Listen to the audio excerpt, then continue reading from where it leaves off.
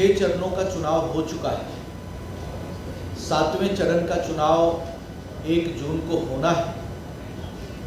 Bharatiya Janata party बड़े बहुमत से एक बार फिर जीत की ओर अग्रसर है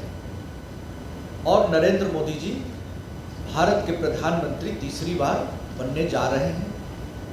हम सभी गौरवान्वित हैं। देश में इन दिनों एक बड़ा डिस्कोर्स चल रहा है, डिबेट चल रहा है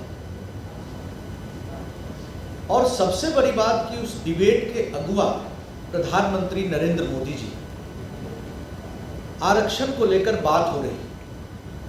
कि पिछड़े अति पिछड़े समाज को जो आरक्षण और भागीदारी देश में व्यवस्था में दी गई है, मुख्य धारा में उनको लाने की कोशिश की गई है, इसको कैसे इंडी अलायंस से जुड़ी पार्टियां और जहां भी कांग्रेस या उनके समर्थित दलों की सरकारें हैं, वहां कैसे पिछड़े अति पिछड़े समाज की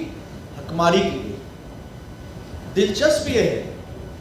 कि नरेंद्र मोदी जी ने देश भर में चुनाव प्रचार के दौरान सभी मंचों पर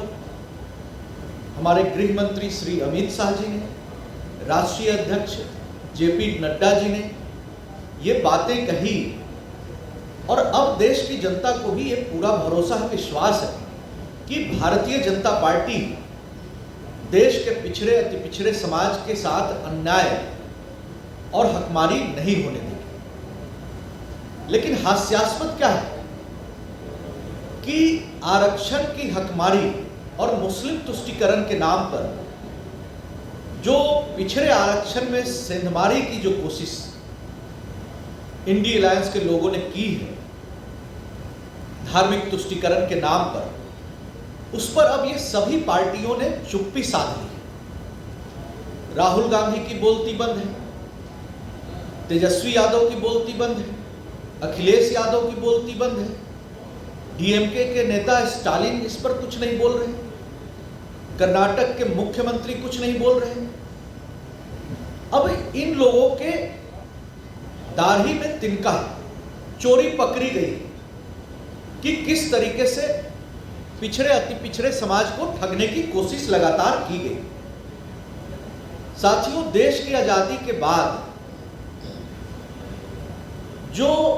ओबीसी ईबीसी समाज के लिए जो काम हुए वो अभूतपूर्व है और नरेंद्र मोदी जी ने पूरे आरक्षण व्यवस्था को मजबूती प्रदान की है। और जब पिछड़ा वर्ग आयोग को, राष्ट्रीय पिछड़ा वर्ग आयोग, national commission for backward classes को संवैधानिक दर्जा दिया गया, तो ये इसके बाद साबित हो जाता है कि पिछड़े आरक्षण में न तो कोई सेंधमारी कर सकता है, न हकमारी कर सकता है और आरक्षण खत्म करने का तो सवाल ही नहीं है। यह बात देश के पिछड़ा अति पिछड़ा समाज को पता चल गया है।